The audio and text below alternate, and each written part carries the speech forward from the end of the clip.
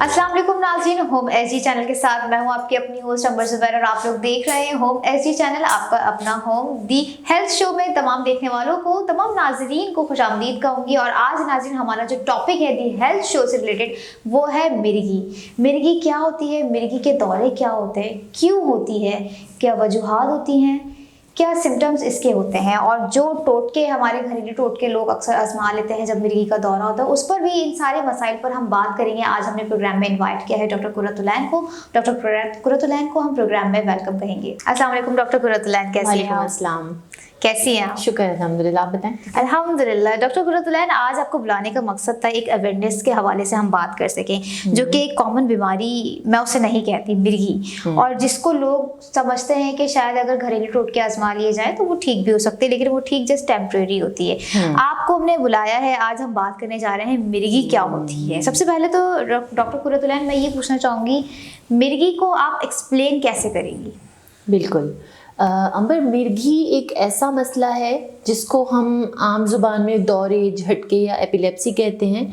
जिस तरह से एक बहुत ही समझने के लिए एक बहुत ही आम हम लोग बताते हैं, जैसे ट्रांसफार्मर है और उसमें बिजली की तारें आपस में सब एक सर्किट बना हुआ है और जुड़े हुए हैं, इसी तरह का कुछ अमल दिमाग में भी होता है। दिमाग की जो सेल्स हैं, न्यूरॉन्स, वो सब किसी इलेक्ट्रिकल करंट के थ्रू एक साथ जुड़े हुए हैं।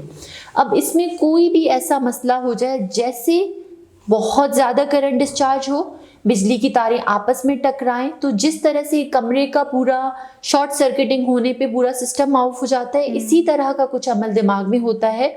और वो किस फॉर्म में आता है? एकदम से जिस्म का अकड़ जाना, आंखें ऊपर चढ़ जाना, दांत पिचक लेना, जुबान दांतों के बीच में आना, और या लगातार हाथों पैरों की हरकत होना, और उस हरकत के दौरान बंदे का ज़मीन पे गिर जाना, बेहोश हो जाना, इसको हम दौरा कहते हैं।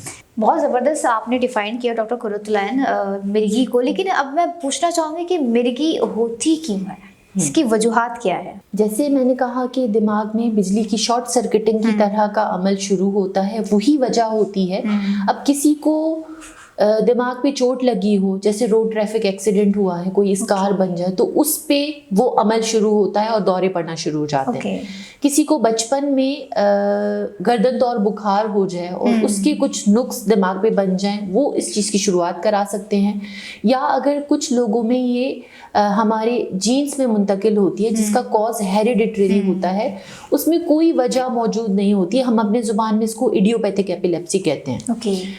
अब ये जो भी सारे अक़सामात हमने डिस्कस किए, इसको हमने ट्रीट करना है नाइदर वेज, वरना फिर ये है कि ये आगे चल के बहुत ज़्यादा परेशानी का बाइस बन सकता है। सही। डॉक्टर कुर्रत, इसके सिम्टम्स क्या होते हैं? एक बंदा खड़ा हुआ है, एकदम से बेहोश होके नीचे गिर गया, बगैर किसी, एक हम चीज़ कहते हैं अनप्रोवोक्ड, आपको कोई अलामत नहीं देगा, एकदम से खड़ा खड़ा बंदा, आंखें ऊपर चढ़े, जुबान दांतों के बीच में आ गए, मुंह से खून आना शुरू हो, या पूरे जिस्म में सख्ती आना शुरू हो और बंदा गिर के जमीन पे बेहोश हो जाए। अच्छा। या हाथों पैरों में हरकत लगातार हो, इसका दौरानिया 30 सेकंड से 3 मिनट तक का होता है। और उस 3 मिनट के बाद अगर कुछ कंडीशन में लगातार दौरा रुक गया, उसकी थोड़ी देर के बाद फिर दौरा हुआ, तो उस सूरत हाल में तो अस्पताल आना ही आना, वरना 3 मिनट में दौरा खुद ही रुक जाता है। वो दौरा नहीं है जिसपे आप ये बोलो कि कोई बोले मुझे सर में दर्द हो रहा है बहुत, ठीक है, और सर में दर्द होने के बाद एकदम से मुंह टेढ़ा हो गया, हाथ कमजोर हो गया, पाँव कमजोर हो गया, वो दौरा नहीं है। सही। वो फालिज हो सकता है। या कोई ऐसे बैठ के बोले कि मुझे चक्कर आ रहे हैं, मेरे सर में दर्द हो रहा है, मुझे कुछ हो रहा है। मिर्गी के दौरे में कोई अलामत नहीं होते। जॉब पे, ऑफिस में बैठे बैठे लोगों को दौरा पड़ जाता है, गाड़ी में ड्राइव चलाते चलाते, अनप्रोवोक्ड हो, बगैर किसी वजह से शुरू हो जो दौरे, और किसी हरकत, लगातार मूवमेंट हो एबनॉर्मल 30 सेकंड से 3 मिनट के दौरान, या एकदम से बेहोशी आ जाए, या जिस्म में सख्ती आ जाए, मुंह से झाग आना शुरू हो, मुंह से खून आना शुरू हो, या उल्टी आना शुरू हो, ये तीनों सूरत हाल हो सकती हैं। और थोड़ी देर में बंदा बिल्कुल माऊफ होकर बेहोश हो जाता है, अगर ये जनरलाइज फिट्स हैं तो। अच्छा। दूसरे दौरानिया में फोकल, जिसको हम किसी एक हाथ, उसमें लगातार एक हाथ हिलता रहता है। कुछ ऐसे भी दौरे होते हैं कि बैठे बैठे बंदा बिल्कुल माऊफ हो जाता है, कि लोग कहते हैं कि ये बिल्कुल एब्सेंट हो गया है, एब्सेंट माइंड हो गया, उसको उसका नाम ही एब्सेंट सीजर्स है। Okay. कि थोड़ी देर के लिए बंदा बिल्कुल अनअवेयर हो जाए, मेरे सामने कौन खड़ा हो, मैं अभी मैंने आपको ये बात कही थी, वो कह रहे नहीं यार आपने मुझे कोई ऐसी बात नहीं की। उस वक्त वो बिल्कुल अवेयर नहीं होता, बेशक आंखें खुली होती है, वो चीजें को देख रहा होता है, कोई अनकॉन्शियस नहीं होता, लेकिन बिल्कुल म्यूट हुआ होता है। ये भी एक दौरे की अलामत है, जो अभी हमने ये सारी चीजें डिस्कस की, दौरे की पहचान ऐसे की जा सकती है। इसमें कोई एज लिमिट होती है या नहीं? नहीं, ये छोटे पैदा होते बच्चे से लेके 70-80 साल की उम्र तक, मतलब किसी भी एपिलेप्सी की कोई एज नहीं है। अच्छा। कैटेगरीज अलग अलग है, कौन से तरह के अक़सामात किस उम्र में ज्यादा कॉमन है, ये एक अलग अलग, लेकिन हर उम्र के मैं थोड़ा सा चाहूंगी आप कैटेगरीज भी हमें थोड़ा सा हमारे नाज़रीन को बता। बिल्कुल, ओल्ड एज ग्रुप में जो फिट्स होते हैं 50-60 ईयर्स के बाद, उसकी ज्यादातर सेकेंडरी वजूहात होती हैं। किसी को पहले जिंदगी में फालिज हो चुका हो, दिमाग पे एक स्कार बन चुका हो, जैसे जिस्म में किसी जगह पे चोट लगती है तो एक स्कार बन जाता है, तो एक पिगमेंटेशन, एक स्किन का एक पैच नजर आता है। इसी तरह से दिमाग बिल्कुल रबर की तरह नर्म है, अगर उस पर कोई एक शरीयान ब्लॉक की वजह से एक इलाका डैमेज हो गया तो वो परमानेंटली एक स्कार बन जाता है। आप उसको 10 साल 12 साल के बाद भी अगर देखो तो वो स्कार नजर आता है। वो स्कार उस इवेंट के 6 महीने के बाद एपिलेप्सी की वजह बन सकता है। बड़ों में ये वजह होती है, चाहे वो फालिज के बाद कोई स्कार बने, चोट लगने के बाद कोई स्कार बने, या किसी को गन शॉट हुआ हो, गोली लगे तो स्कार एपिलेप्सी आम जुबान में उसको कहते हैं। वैसे उसको scientific term remote symptomatic epilepsy है। ये सेकेंडरी कॉजेज हैं। जो बच्चों में होता है, जैसे कि हमने बोला कि ये बीमारी जीन्स में भी मुंतकिल होती है, तो उसमें कोई वजूहात नहीं होती, वो या ज़्यादातर 10-15 साल की उम्र के बच्चों में प्रेजेंट होती है फर्स्ट टाइम इन लाइफ। तीसरी जो कैटेगरी है, जो पैदा होते हुए बिल्कुल 1 महीने के बच्चे, 1 दिन के बच्चे में भी हो सकती है, नियोनेटल सीजर्स हम उसको कहते हैं, इन्फेंटाइल फिट्स। 1 दिन के बच्चे में कैसे पता चलता होगा? उसमें अगर माँ के पेट में ही बच्चे को कोई ऐसा स्ट्रेस हो, कोई माँ की ब्लीडिंग शुरू हो, बच्चा अंदर कॉम्प्रोमाइज हो न्यूट्रिशन से, उनके दिमाग पे ऑक्सीजन ना पहुंचे, इसी तरह का अमल जो हमने बात किया कि फालिज में दिमाग के अंदर खून की शरीयान ब्लॉक होने की वजह से एक डैमेज पहुंचा, वो एक स्कार बना, जिस पे दौरे पड़ने की सलाहियत 6 महीने के बाद किसी भी वक्त हो सकती है।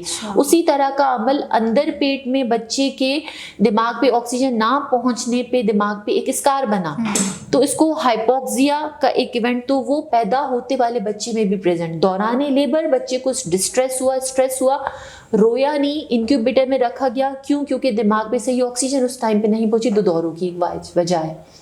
बहुत आपने ब्रीफली डिस्क्राइब किया डॉक्टर कुर्रतुलैन। अब अगर हम आते हैं, मैंने अक्सर सुना है जिस तरीके की आप सिम्टम्स बता रही हैं कि बंदा अकड़ जाता है, हाथ पैर अकड़ जाते हैं, बेहोश हो जाता है, और अगर लोगों को अवेयरनेस नहीं होती तो वो तो ऐसी चीज़ों को कहते हैं कि शायद असरात है। बिल्कुल ऐसा ही है कि असरात है, साया है कोई, तो इसके हवाले से आप क्या कहेंगे? देखिए, इसका कॉन्सेप्ट भी और एक लॉजिकल बात है कि इसका दौरानिया ही 30 सेकंड से 3 मिनट तक का है। लोगों को ये समझ है कि जैसे मैं आपको करके बताती हूँ, बंदा जो ऐसे अकड़ा, आंखें ऊपर चढ़ी, तो कहते इसके अंदर जिन आ गया है, काला जादू है, यही समझेंगे काला जादू है। वो तावीज गंडा करते हैं, किसी ऐसे लोगों के पास लेके जाते हैं, इस पे असरात है, ये वो चीज है। फिर वो कहते हैं हमने कुछ अमल अपना पढ़ाई शुरू की है, अब आप देख लीजिएगा वो चीज खुद ही बेहतर हो जाएगी। हमें पता है 3 मिनट में वो खुद ही बेहतर हो जाएगा। आप कुछ ना भी करो तो वो वैसे भी बेहतर हो जाएगा। दूसरा, चम्मच मुंह में डाल देते हैं और जुराब सुंघा देते हैं, जूता सुंघा देते हैं। ये क्या कॉन्सेप्ट है? कुछ भी, सब मिथ है, सब गलत है, इसका कोई फायदा नहीं है। और फायदा क्या नुकसान हम बात करें, ये बहुत ही गलत चीज है। इसमें सिर्फ आपको 2-4 चीजें ही आपको समझ आ गई कि ये वो चीज है, आप इन चीजों पे ना पढ़ने बजाय इसको कि इमरजेंसी में रेफर करके टाइम ना जाया करें। ठीक है, जो हम सारी बातें कर रहे हैं कि कुछ लोग क्या करते हैं कि इसको ये है वो पढ़ाई शुरू कर देते हैं, कमरे में बंद कर देते हैं। अवेयरनेस नहीं होती ना, पता नहीं होता। ये एक मर्ज है, ये एक बीमारी है और इसका इलाज मौजूद है, इलाज कराना होता है। ट्रीटमेंट की तरफ अगर हम जाएं डॉक्टर कुर्रतुलैन, तो बिल्कुल ट्रीटमेंट के हवाले से आप क्या कहेंगे? बिल्कुल अंबर, इसमें अगर अगर देखें दौरा पड़ रहा है और वो जिंदगी में पहली दफा दौरा हुआ है, सिर्फ इससे पहले कभी उनको कोई वो चीज़ नहीं है, तो गाइडलाइन में ये आता है कि हमें नहीं पता अगला दौरा कब पड़ेगा। क्या पता वो 6 साल बाद पड़े, क्या पता वो 1 साल बाद पड़े। हम एहतियात बता देते हैं और हम उनको सर्विलियंस पे रखते हैं और हम टेस्ट करा के अपनी जो वजूहात, मुमकिन वजूहात है ट्रीटेबल कॉजेज़ की, वो हम एड्रेस करते हैं और उसके हिसाब से हम एहतियात इसमें क्या होते हैं कि अगर एक बंदा ड्राइवर है, ड्राइविंग कर रहा है, वो मोटरवे पे गाड़ी चला रहा है, जैसे हमने बात की अनप्रोवोक्ड फिट्स है उसको, तो वो दौरा पड़ा, वो मोटरवे पे गाड़ी चला रहा है, वो आप सोचे, अंदाजा लगाएं कि क्या होगा, आगे वाली गाड़ी, पीछे वाली गाड़ी, सब एक गाड़ी मोटरवे पे। आई कांट इमेजिन क्या होगा। बच्चों में फिट्स होते हैं, बच्चों में बहुत, हमने ऐसी चीज, छत पे जाके पतंग उड़ाते हैं बच्चे, जिस दीवार कोई नहीं होती और वो ऐसे उड़ा रहे हैं। कभी आपके साथ कोई ऐसा सीन एक्सपीरियंस बहुत दफा सीढ़ी से ऊपर चढ़ते लास्ट मोमेंट पे दौरा पड़ा, कल्टियां खा के बच्चा नीचे गिरा है दौरे में और उनको सर फट गया, सर पे चोट आई, दौरा तो भूल गए लेकिन उसकी वजह से जो इंजरीज हुई उससे शायद मौत भी हो सकती है। मिर्गी से क्या मौत हो सकती है? ऐसा है? हो सकती है, बिल्कुल हो सकती है। मिर्गी अगर उसमें, यहाँ पे जो हम बैठे हुए हैं ना, हमारा मकसद यही है कि आपको बताएं एहतियात ना करने से जिन है, काला जादू है, ये चीज़ नहीं, आप मुंह में चम्मच डालें, ये सारी जो दौरे लगातार पड़े जा रहे हैं तो उसमें ऑक्सीजन की डिमांड इतनी ज़्यादा बढ़ जाती है, ऑक्सीजन यहाँ से उल्टी के जो पार्टिकल्स हैं वो आपके एयरवे में ब्लॉक हो जाते हैं, बंदा सांस नहीं ले सकता और फौरन मौत भी हो सकती है। ये रीज़न होता है बिल्कुल। और जितनी ज़्यादा दौरों की शिद्दत और दौरानिया लंबा होगा, दिमाग पे अल्टीमेटली ऑक्सीजन कम पहुंची जाएगी। एक और वजह क्रिएट कर रहे हैं दौरे बार बार पड़ने की, और आगे लो IQ, हैंडीकैप होना, बिस्तरे पे रहना, चलना फिरना, नहीं अपने नॉर्मल रिफ्लेक्स से भी बंदा पीछे जाए। जिसको 5 दौरे पड़े वो बंदा जहनी तौर पे उतना बुरा नहीं होता जिसको 10 दफ़ा दौरे पड़े, क्योंकि हर दौरे में दिमाग की ऑक्सीजन कॉम्प्रोमाइज होती है और आगे चल के पेचीदगियाँ और बढ़ती हैं। सही। डॉक्टर कुर्रतुलैन, अगर हम मिर्गी का जो दौरा पड़ता है, इसकी अगर हम इलाज की बात करें, इसका इलाज कैसे पॉसिबल है? हम किस तरह से इसके ट्रीटमेंट हासिल कर सकते हैं? दवाइयाँ हैं अंबर, इस दवाइयों में आजकल तो ऐसी दवाइयाँ आ गई हैं जिसके साइड इफ़ेक्ट्स कम से कम हैं, और एक दफ़ा दौरे के बाद अगर दूसरी दफ़ा दौरा पड़ा है तो दवाई खानी है। आप मशवरे के लिए आएँ। मैं मुर्शिद अस्पताल में एज ए न्यूरोलॉजिस्ट काम कर रही हूँ। यहाँ पे हर न्यूरोलॉजी की बीमारियों, मिर्गी भी इसमें एक शामिल है। इलाज होता है, फ्री इलाज, या जो भी दाखिल करके या OPD में इसमें दवाइयाँ खानी होती हैं। शुरू में दवाइयों का अंबर दौरानिया मैं मानती हूँ थोड़ा लंबा होता है। मिर्गी की दवाइयाँ जिस्म में मिकदार बनाती हैं। लोगों को ये समझाना बहुत ज़रूरी है कि मिर्गी की दवा जिस्म में एक मिकदार बनाती है, दवा खाएंगे दौरा नहीं पड़ेगा। बहुत सारे सैकड़ों लोग ऐसे हैं इस दुनिया में जो मिर्गी के दौरे होने के साथ भी बहुत बड़े से बड़े काम सर अंजाम दे सकते हैं। दवाई खाएंगे दौरे नहीं पड़ेंगे, सही, और हर अपना नॉर्मल काम कर सकते हैं। वरना हमें नहीं पता अगला दौरा कम पड़ेगा, दौरों के ही उसमें वो बाकी चीज़ें नहीं कर सकते। तो दवा खानी है, दिखाना है, चेकअप करना है, दवाई से उनके दौरे पे कंट्रोल आ रहा है, नहीं कंट्रोल, दौरानिया लंबा होता है लेकिन एक काबिल इलाज मर्ज है। सही ना। डॉक्टर कुर्रत, जो हमारे नाज़रीन देख रहे हैं, आप उन्हें क्या मैसेज देना चाहेंगे अवेयरनेस के हवाले से? जी, मुर्शिद अस्पताल में हम जो है मिर्गी के मरीज़ों का बहुत अच्छे से इलाज करते हैं। OPD में बहुत बच्चे से लेके 70-80 साल के बुजुर्ग तक आते हैं दौरे की कैफियत में, और जिनका हम उनको समझाते हैं, उनकी आगाही करते हैं, जो कि लोगों को नहीं है कि मिर्गी का इलाज कैसे होता है। दवाइयों को समझाते हैं कैसे खानी है, और उस दौरानिया जिसमें हमने बात की, दवाई खा के ऐसा भी नहीं हो सकता कि हम पूरी ज़िंदगी दवाई चलाते हैं। दौरे ठीक हो जाते हैं तो दवाई बंद हो जाती है और एक आम जिंदगी गुजारते हैं।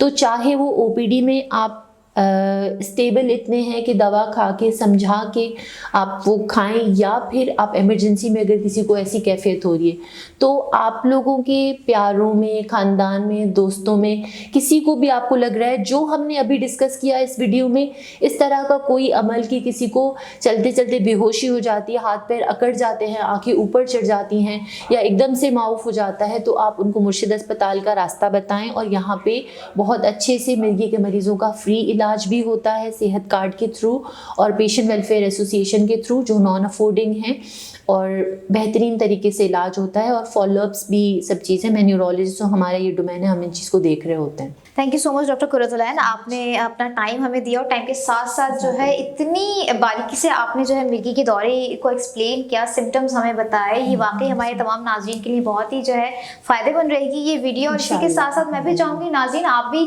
अपना ख्याल रखें और जितनी अवेयरनेस आप लोग हासिल करना चाहते हैं तो ज़रूर हासिल कीजिए, लेकिन उस अवेयरनेस को हासिल करने के लिए आपको होम एसडी चैनल को ज़रूर सब्सक्राइब करना होगा और लाइक करना होगा और हमारी वीडियोज़ को शेयर भी करना होगा। अगले प्रोग्राम तक के लिए अपनी होस्ट अंबर ज़ुबैर को दीजिए इजाज़त। देखते रहिए होम एसडी चैनल। प्रोग्राम को लाइक करना ना भूलिए। The health show with Ambar Zubair.